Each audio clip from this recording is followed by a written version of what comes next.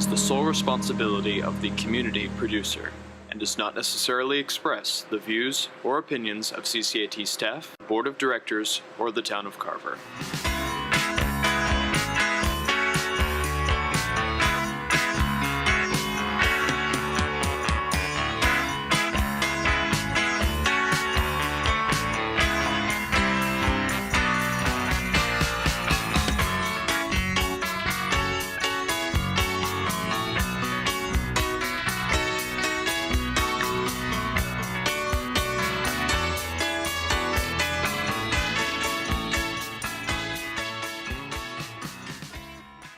Hello, and welcome to this very special edition of Carver in Focus. I am Gina Hanlon-Kavicki, and I will be your host for this evening's interviews with the 4 candidates running in the 2 opposed races this year, Selectman and Treasurer Tax Collector. We'd like to thank the sponsor for tonight's event, Setting the Space, for the set design, and Giorgio's Pizza and Wicked Cupcakes for catering tonight's event. Now, a few words about the format for tonight. Each of the candidates has submitted the 5 questions we will be asking them, and we are presenting them exactly as they were submitted to us in their entirety. This means that each set of questions reflects that candidate's specific concerns about the town, the reasons for their candidacy, and whatever else they felt was important to convey to you, the voting public. Again, the candidates have provided their own question, and any views reflected within them are of those of the candidates and not of CCAT, its board members, or any of its employees or volunteers. Carver in Focus and CCAT have no political affiliation, and we are providing this program as a service to the community. The order for the interviews was drawn at random, and the other candidates were asked to wait outside the studio to ensure that no one gains an advantage by hearing what was said by their opposition. Tonight, we will be starting with the candidates for Selectman. I'm here with Dick Ward. He is currently the incumbent. He has served as Selectman for the past 6 years. Dick, welcome. Thank you. Yep. Well, glad to be here. So, Dick, tell me, please, what is your background in local government, and why do you feel you can do a better job as Selectman than your opponent? Well, my background, basically I came to Carver in 1964. I've been here for 49 years. This is where I've raised my family. My 5 children all were educated here in Carver. 4 of my grandchildren were educated here in Carver. And I have served on many committees, many boards, and through that long period of time.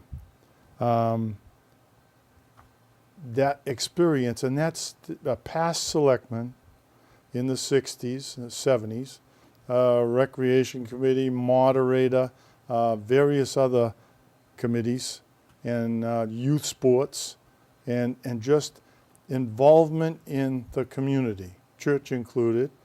And I feel that it's been a good experience for my family to grow up here. They've all doing well.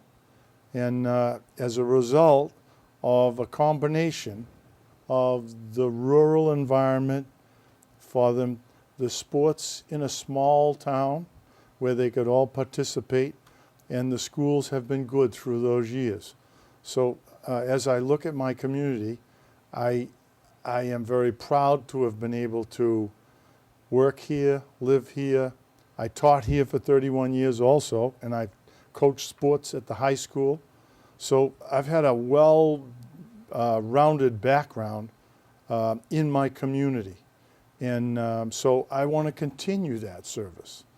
And I think that it's important that we keep some of those things that we've gained or seen and my family has had a chance to experience, and have that available to new young families that are coming into our town.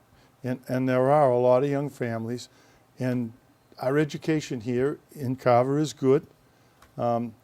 We need, our buildings are deteriorating, and we need to do something about this for the kids. Now, in terms of my opponent, I'm supporting some of these things, and he has not.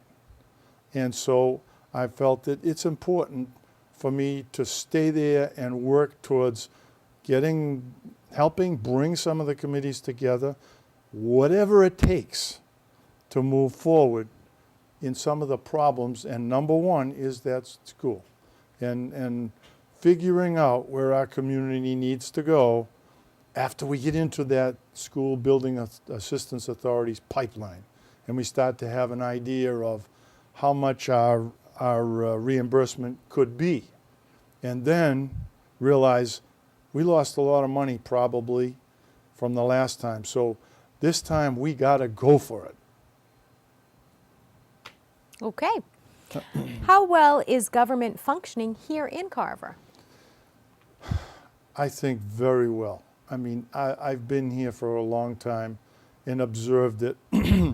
And over my past 6 years as a selectman, I watch the different departments, and I look, one, at the school and schools and what the school committee is doing and how they've cut back through the past 6 years during this recession, during a difficult time, to really bare bones.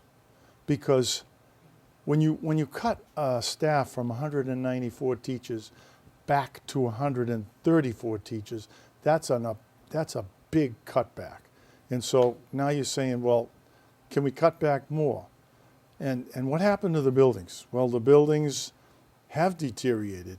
Somebody says, well, we haven't fixed them. We haven't put maintenance money into them. Well, what's the first area that gets cut? When you're cutting, it's maintenance. And so that's what happened to the schools a little bit. They've deteriorated and aged. If you look at our other departments, all the emergency departments, police, fire, emergency medical, they're doing very well.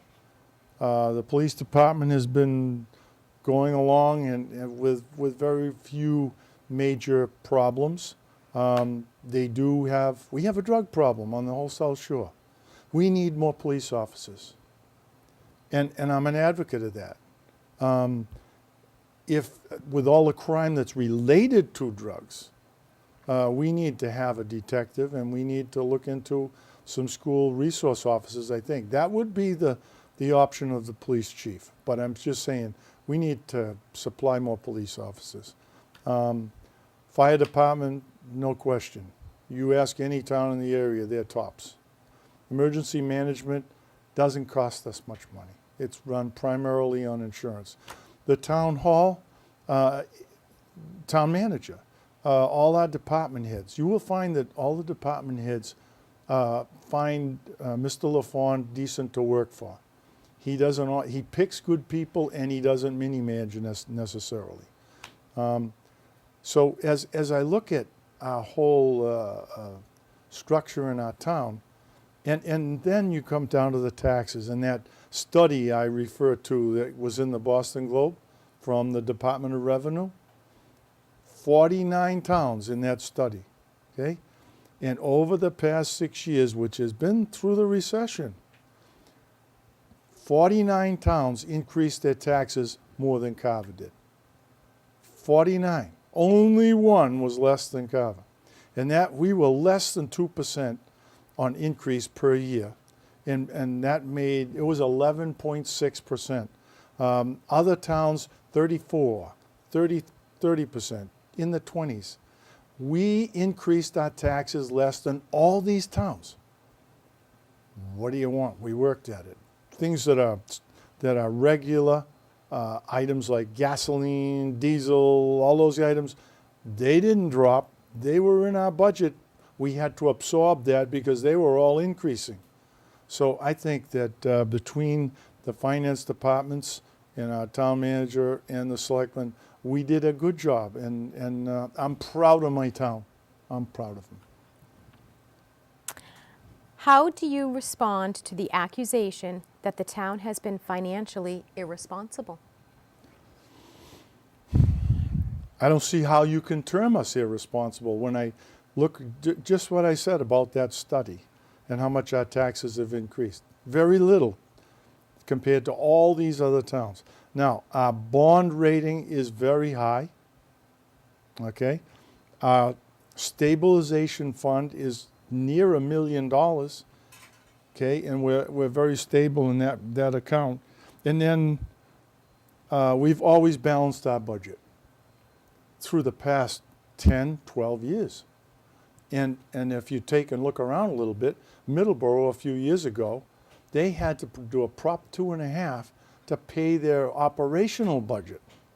And we have never had to do that. Now we did have a big stabilization fund at one time, but we've used that. But the fact is we've stayed right where we are, very good. If people look at their tax bills, in most cases, they didn't go up much. So we've done very well in the past 6 years. So I don't understand where this thing on, was it stable building, financial irresponsibility, right? Okay. We're not irresponsible. The town meeting spends the money, and they have been responsible. Okay. How do you feel about the elementary school building project? I think we've talked about it, we've beat it up, we've said we can't afford it, we can afford it. The last vote was 2000 to 2030, it lost. But that says a lot of people favor going forward with this building.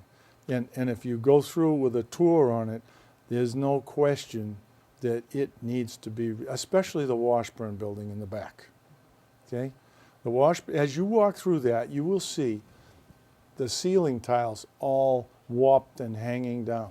Now the roof isn't going to fall in, but the ceiling tiles are getting wet, the roof is leaking, and they're hanging down. So, I mean, if you use that as one of the windows are all fogged up because the insulation qualities are gone. It's the old-fashioned way with the partitions that are spread wide open and kids walking in the corridors, interrupt classroom kids. I just look at it and I say, when do we do something? Now, we got a 28-year-old high school. We got a junior high wing on that's aging. We got an old police and fire station. We got an old 1951 on the Governor John Carver School, and then the Washburn School is like 38 years old, okay? How long do we push all those back before we do something?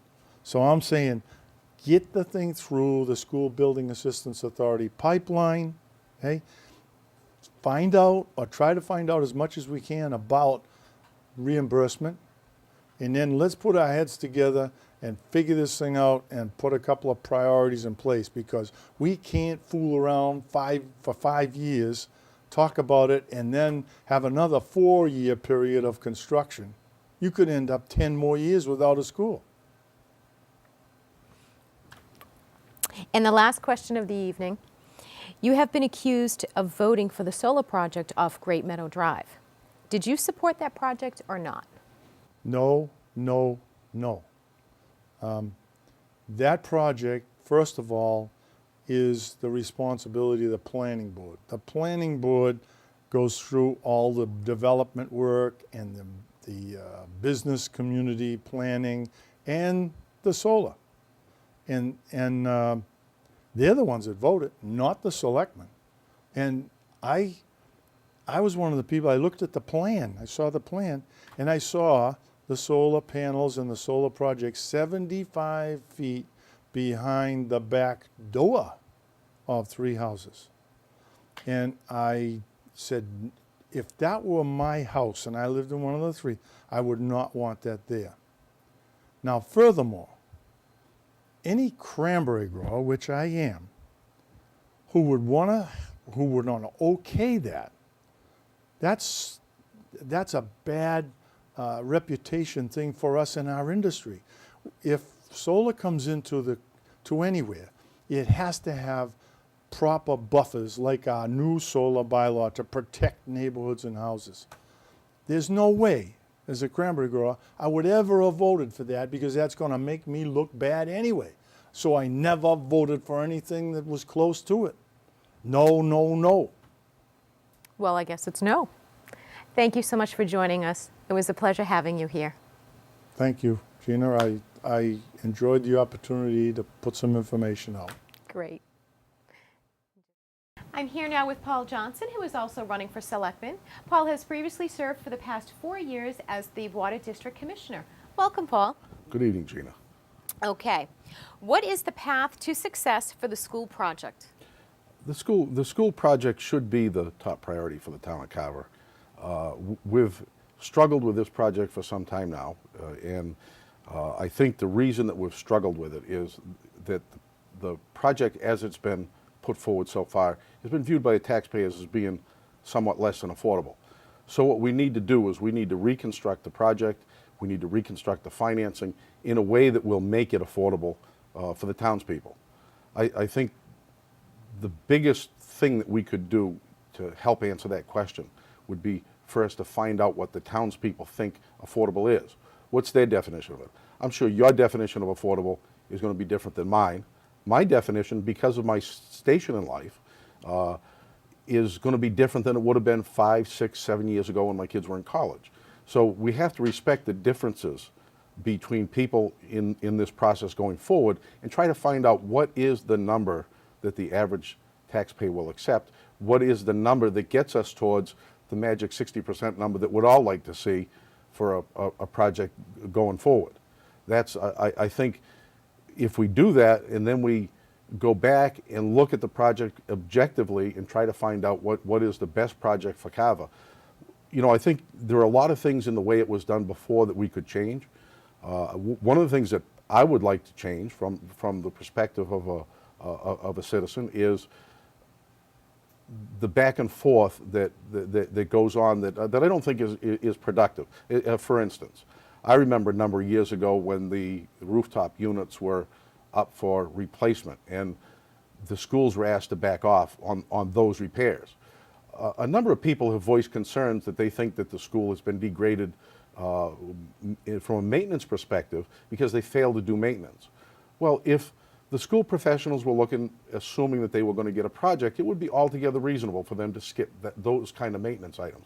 In fact, it would be less than responsible if they had gone ahead and replaced those items, knowing full well that they would have to replace the school in the future. So, from the standpoint of the people out in town that think that that's some kind of a conspiracy, I think those fears need to be allayed. It was a management decision. You may disagree with whether or not they should have gone forward with a school replacement project, but the decision to skip those maintenance or to defer those maintenance items to the future is entirely reasonable under the circumstances. I think when you're looking at the perspective of the average taxpayer, you know, what the average taxpayer wants is something they can afford. We should be able to find a middle ground that, between the two extremes that can garner 60% of the people. I think that's what I would look for in an affordable school project. If everybody could agree that a third world school certainly is unacceptable for a town of the stature of Carver, then we need just to tweak the numbers and tweak the project until we get a project that everybody can agree, well, we can afford this. How do we do that? We have to listen to everybody. We have to listen to the school professionals in what they want in the school. I've always been a proponent from a taxpayer's perspective of saying, I would like to moderate the tax increase and I would like to see it be affordable. But beyond that, I have no interest in micromanaging what the schools do with the money. If the average taxpayer says that a $100 tax increase is what they can afford and they get to $100, then let's give the project at that point back to the schools and say, that $100 and that project now is yours. You do with it what you think in your professional judgment is right. I don't want to micromanage that. But from a taxpayer's perspective, I think it's entirely reasonable for the taxpayers to say and to expect the same thing in return. This is what I can afford. Go out and try to get a project in that realm.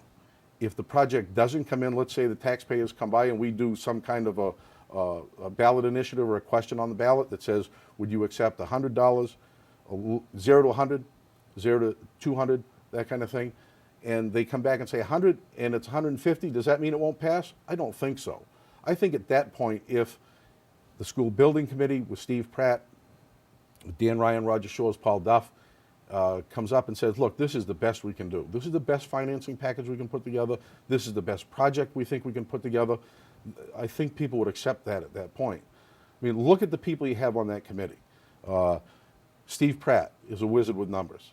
I know now most people, and Steve will have to forgive me for this, but most people, he gets about 5 minutes into the presentation, their eyes glass over, But that Steve has done a good job looking at the numbers, and the numbers are right. So he brings something to the table. Dan Ryan certainly brings something to the table. I've got a lot of respect for Dan Ryan. I watched that first school building committee go forward, and he's earned some respect. And he should have earned a lot of respect from the people who voted no. Now, we need to use that respect. We need to use that that rapport that we have moving forward. If you look at Paul Duff, I coached with his sons. Paul's a great guy. I had a lot of fun coaching with his son. Roger Shore's been around for a whole lot of years. He went before the selectmen, and he had some concerns about whether or not he'd be listened to. Certainly I'd like to allay those, if he has any fears as whether the taxpayers are listening to him, I think we are. Doesn't mean we'll agree on everything. Certainly I have a different political stand than Paul or Roger, I assume. I may be more in tune with Steve Pratt on some of the financial things, but that doesn't mean that Paul and Roger don't have some credibility with us. So, and that's a good thing going forward. That's good for the schools. It's good for the town. But we need to target for that 60% approval. And if we do that, I don't see why we can't put together an affordable school project. So, having said that, I think that's the path forward with the schools. I think the path towards reaching out, both sides reaching out a little bit and trying to make the affordability number work. Okay. What can be done to improve compliance with the open meeting and public records law? We've already made a good start in that, believe it or not. Carver has come a long way in the last year. There is a different feeling when you go to board and committee meetings. There seems to be a different respect for the rules, for obeying the rules as best you understand them at the time. I don't think the message has got to every board and committee in town. I think there's a few things we can do to tweak that project. The website committee has really done a good job of building a website that allows public access 24/7, which I vigorously support.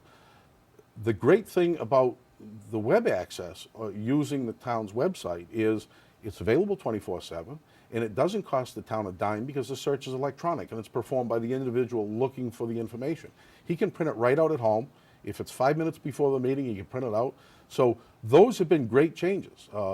And I think those are the kind of things, we look for in the private sector when we look, I'm in manufacturing, we look to improve cost, quality, productivity, that kind of thing. Usually you find that quality improvements are also cost improvements because they greatly simplify what you're doing. That's what the website committee has done through their access to public records, and they're to be commended for that. We can do some more, and we should do more. We have problems with compliance with 10-day time periods for both public meeting and open records request. That could be handled by a centralized distribution of requests and responses, maybe through the town clerk's office, something like that. I think that would help. And moving forward, those changes would make public access much better. And I think those changes, along with how far we've come in our understanding of it, and a genuine belief on the part of elected officials that the best way to get information out is quickly. And even information that's detrimental to your position on the issue is really best served quickly. The longer the delay, the more people feel that you're hiding things from them. And I think that exacerbates the situation that we've seen, 15 years ago where I don't think a lot of people trusted that town government was leveling with them. Okay. What do you see as the biggest priorities for Carver? One of the things that I think Carver needs to do is we need to prioritize. And when you're looking at when you're looking at a myriad of problems in any town, any business, you have to use the Pareto principle. You need to look at your biggest problems first. Schools have to be right up on the top of the list. Unfunded pension and healthcare liabilities ought to be up there, and I think those ought to hit the lion's share of our time. Because if we don't take care of those, the unfunded pension and healthcare liabilities is a $56 million problem. So we need to look at solutions. We need to drive a stake in the ground and say it won't increase anymore while we look for a permanent solution. Then what we need to do is come up with a financial master plan. And that financial master plan is how we guide our actions going forward to make sure that we can move Carver towards affordability. Without a financial master plan, without deciding what our residential and commercial tax rate should be so that we can guide our spending, every homeowner knows what their budget is and they know what they have to spend. We need to look in multi-year increments to find out where we're going with our financial master plan. We can't, shame on us for having gotten to the point where we are in the schools without a school building fund. They finally stepped up a couple of years ago and put that in place, and it's a good thing they did. It'll benefit us in the future. We need to deal with, long term, we need to deal with the police and fire station, as well as the schools and repairs of the school that we're sitting in now. So, the big ticket priorities have got to be what guides our actions. The smaller and quite frequently, quite honestly, more contentious things that consume too much of the selectmen's time, they need to kind of go away. And, I've said that, solar panels and websites just won't fund a school. They won't take care of the unfunded pension liabilities. So we take care of the big things, and let's stop the bickering on the small things and move on with the big ticket items and make some progress for Carver. Okay. What do you like best about Carver and its government? There's a lot of great things about Carver. If you're an outdoors person, take a ride through Carver in the fall. It's an absolutely beautiful place. Over the last couple of years, I've seen 2 bald eagles in Carver in my walks and things that I do outdoors. Try to do that someplace else. It's hard to do. There's a lot of good things about Carver's town government. I'm known as, for a lot of people, as a critic, but you'll never hear me criticize the Carver Fire Department. They're among the best in the state, do a great job. They're volunteers. They're people that step up to the plate when we have a need, like winter storms, hurricanes, and floods. They come to your house at 2 o'clock in the morning to pump out your basement. They're friendly when they're doing it. So how do you say thank you to that? DPW. Almost in any town, you've got DPWs, and everybody has the perception of people leaning on the shovels, wasting time. We don't have that problem here in Carver. It's a good thing we don't. It's been well managed. We have our roads are plowed. They always do a good job, and they always do a cost-effective job. They're not out sanding when it's not necessary, but when it's needed, they're there. So I think that those are well-managed departments. Those are things that we can point to with pride and say, those are success stories for Carver. Our schools do a good job educating our kids, as the MCAS scores show. So there is an awful lot to be proud of in Carver, and we can make Carver better by tweaking things around the edges. Okay, and our final question. What can be done to improve the Carver business climate? One of my favorite topics. One of the paths, and I think a key component to any financial master plan is how we make Carver a more business-friendly environment. A lot of people don't know, but the amount of commercial taxes that we collect peaked in 2001. We are now $100,000 short of where we were in 2001 in collection of commercial taxes. Now, if you understand the way Proposition 2.5 works, that means that all of the money that we would have collected in normal increases from commercial taxes has been shifted over to the residents. So growing commercial taxes, growing our commercial tax rate is a way to take the burden off of the residents. We currently pay 80 cents of every tax dollar in the town of Carver. That's a big burden for residents. We can do more to help businesses. Unfortunately, Carver has a lot of built-in problems. We have the 3rd highest, and I'm talking about 2011 numbers, the 3rd highest commercial tax rate in Plymouth County. That's problematic for us. If you look at our neighboring communities, we're anywhere between $5 and $7.50 more expensive per thousand than our neighbors. How do you attract business when you have that problem? Well, you do things like the North Carver Water District. You try to put some infrastructure in to encourage business development in the right areas of town. The economy's recovering a little bit. We're going to get some natural improvements. We've seen some development interest in the Carver Realty property up at the intersection of 58 and 44. We've seen a Dunkin' Donuts coming in the Aubuchon Plaza. We've been able to hook up the Cornerstone Plaza, and that was done to free up development of the old Mazzilli Farms at the intersection where Cumberland Farms is in North Carver. That property was probably undevelopable without Cornerstones hooked up. Those kind of things, working with the RDA, government reaching out to business and trying to find out, well, what do you need? What can we do to help you? I think one of the things we need to do going forward is we need to pull together a little bit more concerted effort on the part of all boards and commissions to keep our regulatory burden down, find ways to reach out and help business, like the North Carver Water Commission did with Deacon's Cranberry, try to work out a deal to help them with their water situation. We're not going to be able to cut their taxes in half. I'm not a person that says that we should go to a single tax rate, because I don't believe that that's doable. I don't think going to a commercial tax rate I don't think the amount that would have to shift to the residents would ever be recovered in an increase in commercial tax base.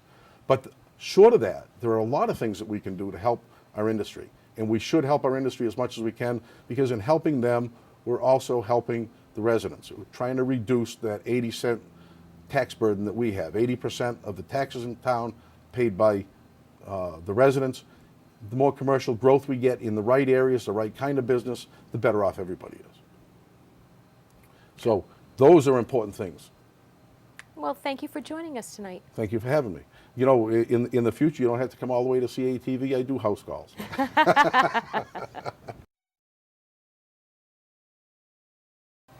I'm here now with Jack Franny, the current treasurer tax collector. Welcome, Jack.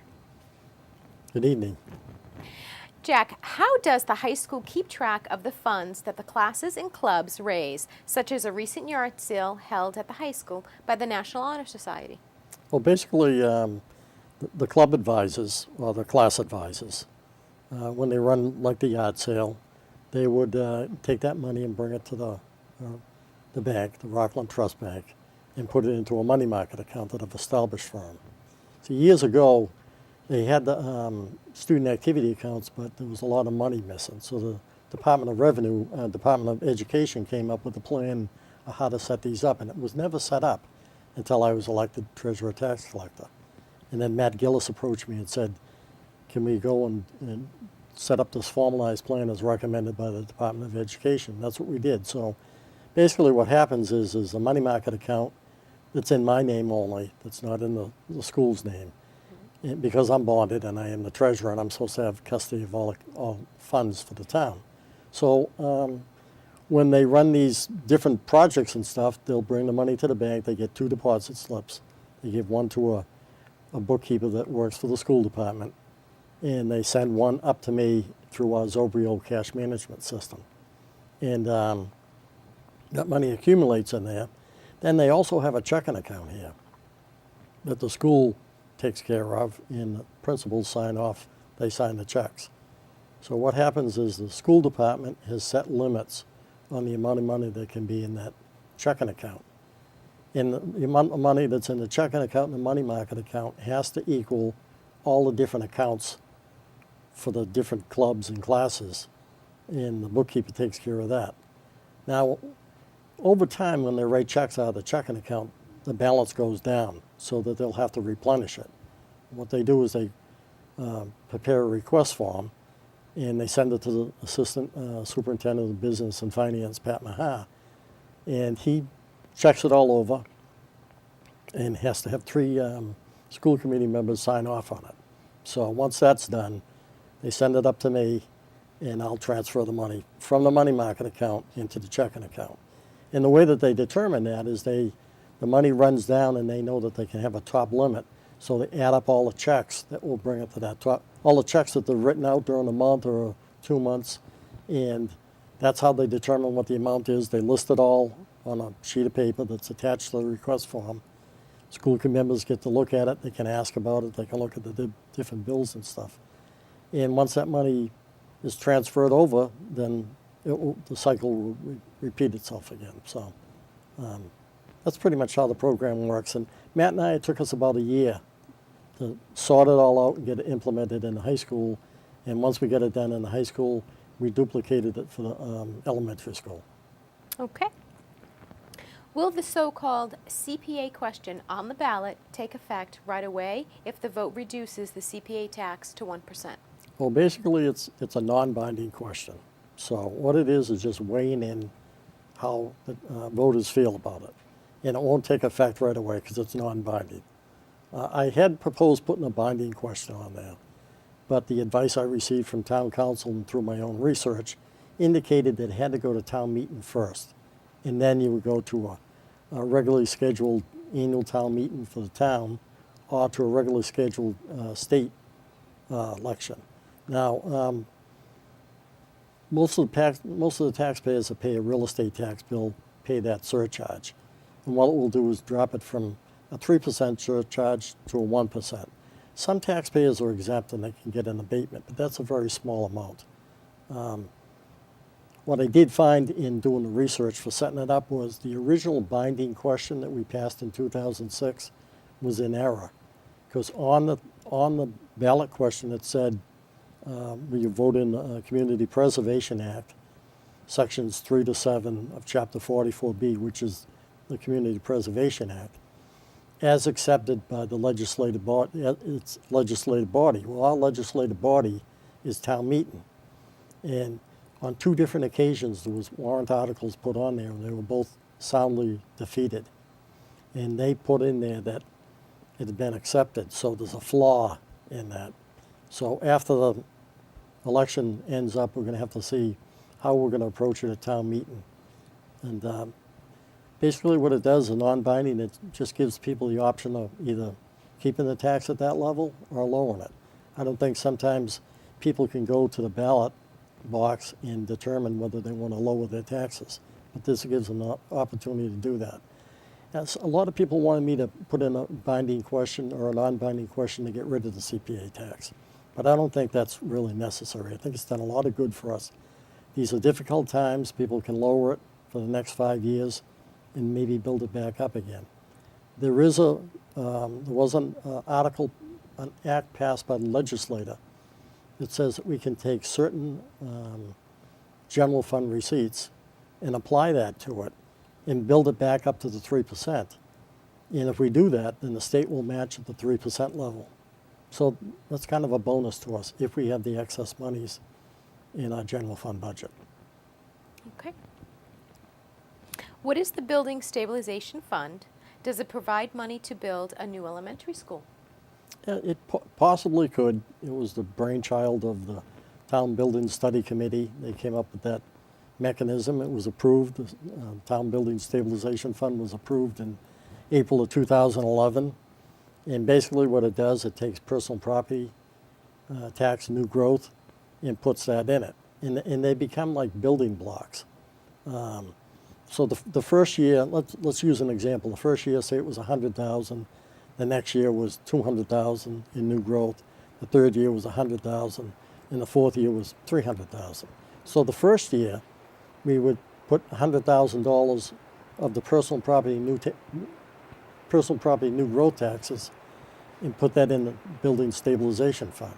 The next year, you would take that 100,000 will come in every year and increase by 2.5%.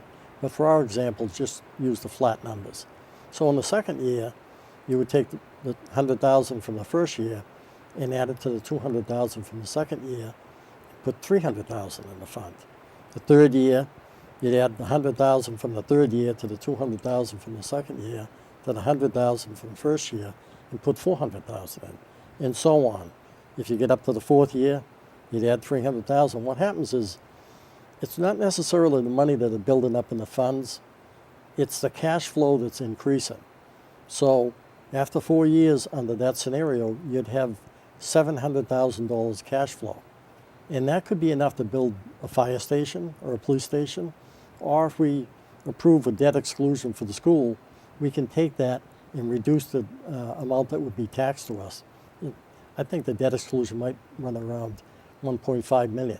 So in that particular year, we could use that $700,000 to reduce it. Instead of being taxed an additional 1.5 million, we'd only be taxed an additional 800,000. Over time, you could probably reduce that whole thing down to zero and then start on another project. That's a mechanism we need to have in place. Another thing that people don't realize that the Building Stabilization Fund told us about was personal property taxes depreciate. So the NSTAR money, when it came in, the $689,000, that gets added into the spending that the town can use. If we had put that in the Building Stabilization Fund, it would have gone a long way to building the school. But what happens with that is that depreciates down, so over time, NSTAR will pay almost zero. But the town doesn't lose that money. We have to backfill it. And I call it like a backdoor override. So if we can capture that and put it to where we really want to put it, instead of putting it into the operating budget. A lot of people come to my window and say they don't feel like they're getting the services for the taxes, or their taxes are too high. This will really go to something that they can see. And I think really one of them, we have 3 major building projects of equal importance. So, and I know probably of greater importance to you is the elementary school, but I'll leave it at that. Does the town use short-term notes to buy buses and fire trucks, similar to using a loan to buy a car or a truck? What happens at town meeting is we're going to buy school buses or fire trucks. A warrant article will be approved. And generally in the warrant article, there's Chapter 44, Section 7 or 8, which means we're going to go out and bond it, either a short-term note or a long-term bond. In the short-term notes, you can only finance a project or buying that equipment over 5 years. And what you do is, let's say it's $500,000. I'll go out to bid for $500,000 and I'll send it to area banks and financial institutions, and they'll come back with their bids of what they're going to charge us for an interest rate. Right now, the interest rates are very favorable. We're paying 0.5%. So the first year, we'll borrow $500,000, buy whatever equipment we're going to buy, and then after a year, we'll pay back the $500,000 to the bank plus the 0.5% interest. Then the next year, I would have provided for funds in the budget to pay it down, and you have to do it over 5 years. So let's say that we're going to pay off $100,000 a year. The next year, I'd go out for a bid again for $400,000, and they give us the rate, and then pay it off. Now, if I had the longer time period with you, like I said, I could tell you the strategies that we use, because sometimes we don't pay any principal off, we'll pay interest. You can pay just interest only for 3 years, but then the whole thing has to be paid off over 5 years. But if you won't borrow money for a car, you're going to pay a monthly payment, and you're going to probably pay 5 or 6% interest. Because we're a municipality and we always have the money and we have an excellent bond rating, AA-. We're receiving these very favorable rates because this is excess money that the bank is holding on to, and they know that they're virtually guaranteed to get their money from us. They don't have that guarantee with virtually any other person or institution. And finally, the last question. What discounts are available, and how do I go about signing up?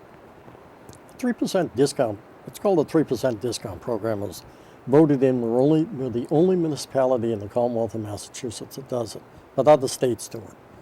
And basically what was happening before was people could take the 3%, we were semi-annual, and people could take the discount right away. And it really wasn't a 3%, because when you factored in that the bills many times weren't due until November or December, they would pay their taxes and take the 3% off right away. Basically, for it to be really a true 3%, the town would have to hold on to it for a whole year, and that wasn't happening. When the economy crashed, none of the banks were giving out any money, and we had a hard time borrowing money too, just because of the availability of money. It was my suggestion to go to quarterly billing, because the first 2 quarters are virtually automatic, with just the assessors approving it, not waiting for the state. So we could get half our money in right away. We get the first quarter had to be due by August 1st, and the second quarter had to be due by November 1st. However, that caused a major problem with the CPA, because people are used to taking it off. What the CPA said was, when you paid it and were in the program, you didn't get credit for it until the following year's taxes. So basically the way the program works is, and I put this in as a home rule petition to the legislature through town meeting. If you pay 4 times the amount plus 2.5% by August 1st, you'll earn the 3% on that amount, but it's not applied to your tax bill until the following year's first quarter tax bill. And that's caused a lot of problems in my office because it's hard to do that, and we had to have special software written because no one else does it. Basically what happens is in any other town, if you have a credit, and everyone had credits at the end of the year, if you had a credit, they would refund the money to you. We were overriding the law and carrying it into the subsequent year's taxes. Now, if you're in it for the first time and you've earned that credit, I take that credit when I do that calculation. I multiply the taxes, the gross taxes by 4 and add 2.5%, and then I deduct your earned discount. So when we first started it, when we first got into doing it, there was a lot of confusion, and people had to guess and figure out what it was. They'd come to my office and have the people in my office and myself try and guesstimate what it was. And when they didn't miss it, they didn't get it, they were mad at us because they didn't get it. This fixes it in place so that if you pay those amounts of money, and by the way, it's also printed on your first quarter tax bill. So if you pay that amount of money by August 1st, you're guaranteed to get 3% on that. But it has to be carried forward. You can't get it right away. And another benefit of that, plus the impact of the economy, was we were paying out $137,000 in those discounts. We're only paying out $51,000 now. I think it's a combination of the economy and a combination of now you have to wait a whole year before you can get your money. So some people are probably happy with me and some people aren't happy. But we needed to really do that in order to get the money in right away for the cash flow that we need to pay our bills. Okay. Well, thank you for joining us this evening. And thank you for having me. I'm here now with Paula Newt, who's running for the Treasurer Collector position. Welcome, Paula. Welcome. Tell me about your background. I have 17 years in the financial banking industry, with 14 of those years as a managerial position. I have run 2 branches, one right in town of Carver, that was Rockland Savings Bank, also South Coastal Bank. I left that branch because I was seeking more money at that time and went over to South Shore Cooperative Bank, which was very hard to say when you answered the phone, because I went from South Coastal Bank to South Shore Cooperative Bank. And I was there for about a year, and I missed Carver. I missed being with the people that I knew for 10 years, because I was in that branch for the 10 years as the manager.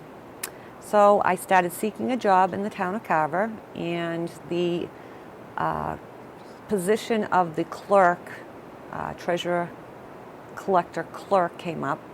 I was doing that position for 1 month, and the assistant tax collector left. And I had to go for the job, and I did. So for 9.5 years now, I've been doing that job, and I've been doing it very well. How do you feel about the debate on Monday, the April 8th? It didn't go as well as I had hoped it to go, Gina. I feel that I gave Jack Franny too much time of being my boss that night than being an opponent that I was running a race against, that I really want to win. So I just felt it was a little bit shaky. He's been in this position for quite some time as a political person. He's a politician, as you can tell. He's a very accomplished speaker. And I am not.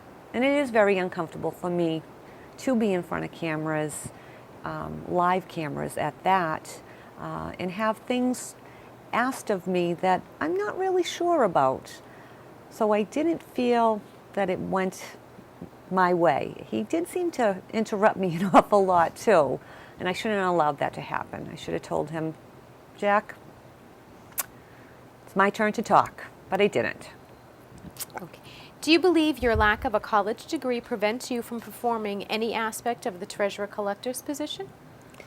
No, but I do feel that a bachelor's degree is just a piece of paper that you get when you perform, when you go to school at a higher education, to get a higher education, a more rounded education, and that you've accumulated enough credits when you go to school to get that degree. There is no guarantee that anyone will do better than me if they have their degree. Mr. Franny has 2 degrees, and he has been cited in both the town of Rockland and in the town of Carver as not performing his job up to par. If it comes down to where I need to have a degree, I will be more than happy to do that. That is, I have no fear of that, none whatsoever. Okay. You state that the Treasurer's Department is behind in posting of the departmental receipts in bank reconciliation. What portion of these assignments are your responsibilities? What would you do to fix these problems? And would it require additional staff or outside help? Neither of the responsibilities are in my job description. I choose to do these reconciliations and the departmental receipts because I know it's very important to the town of Carver. It's to keep the office running and the town moving forward. To rectify the problem, I would put the receipts in on a daily basis so that the weekly receipts are done, and then the weekly report gets down to the town accountant when it should, and that is mandated that that should be done on a weekly basis. As far as the reconciliation of the bank accounts, that would be completed on time also because weekly would be done. If the daily's done, the weekly's done, the monthly's done. John Adams, the former accountant, would have liked to have seen the bank reconciliations done 10 days after the next month. Unfortunately, that was not happening with Mr. Adams. So I stepped in and I started to do those procedures so that Mr. Adams could have his job done on his time, on the time that he needed done. I am not comfortable. I'm sorry, I can't do this. I just can't. I am so sorry. I just want the job, and this is, I know how to do the job. I am very capable of doing the job. Mr. Franny has been cited so many times by the DOR, Department of Revenue, while he was in Rockland and while he's also in Carver. He doesn't deserve the job. He says that I need a bachelor's degree in order to go through this procedure and do what needs to be done of the treasurer collector. That's not true. There are many, many treasurer collectors in the town, in towns of Massachusetts that don't have any degree whatsoever. It is preferred, I'm sure, but it is not something that is required. I know I am capable of doing this job because I've been doing it for 9 years. I feel very confident about it. Please give me the opportunity. I was going to come up with, the last question that Gina was going to have was, we know that there's a Department of Revenue financial review from the town of Carver, for the town of Carver in 2011. Can you, in depth, discuss these findings? Yes, I could. I could, and I have them. And it's something that the town of Carver needs to know, that the Department of Revenue has cited Mr. Franny this time in Carver and in Rockland of the same things. He is not doing his job. The accounts are not being reconciled in a proper time. I have a timeline. His reconciliation dates for his bank accounts. July 2010, he was behind by 13 weeks. In October of 2010, he was behind by 11 weeks. These are the receipts that are not being put in so that you can do your reconciliation. The reconciliations, and I'm sorry I was wrong, the receipts of what were behind by those weeks. The reconciliation in July of 2010 was completed in June of 2011. That's 45 weeks behind. In March of 2011, he was 22 weeks behind. There are 3 major accounts that the town has. One is an investment account, another is the vendor account. These accounts need his attention desperately. They are 8 months behind. If you want to see this, I certainly will give you the documentation. I have this from our Zobrio system. I know when I was doing this procedures, because he was not getting to them, John Adams was getting frustrated, I was able to put a weekly receipts in within 3 hours. It takes Jack Franny at least a day, and they aren't completed. He has things that need to be completed from July of 2012 still that need to go into the cash book. It can't go on any longer. If you need to see these documents, go to massachusetts.gov. Search for the Financial Management Review for the town of Carver. It's not the first one. For whatever reason, that is the Georgetown. Even though you checked on Carver, Georgetown comes up. It is the second one. If you want other information in regard to the audit reports, the independent audit reports for the past 5 years for the town of Carver have cited the same things over and over again. These can be found at www.carverma.org. Town Hall on the left side, go to N through Z, look for the town accountant, his department. In there is the management letter comments from 2007 on. In the audit report has not come out officially, but I understand it's a doozy for the last one we had, which was for fiscal year 2012. This cannot go on any longer. I'm sorry, it is jeopardizing the town of Carver's financial being. And I am not going to stand back and let that happen. Please vote for me. I don't know what more to say. Thank you for having us here today. Thank you very much, Gina. I appreciate it. And then just say peace. I'd like to thank all of the candidates for their participation on Carver in Focus tonight and for their willingness to serve the town of Carver.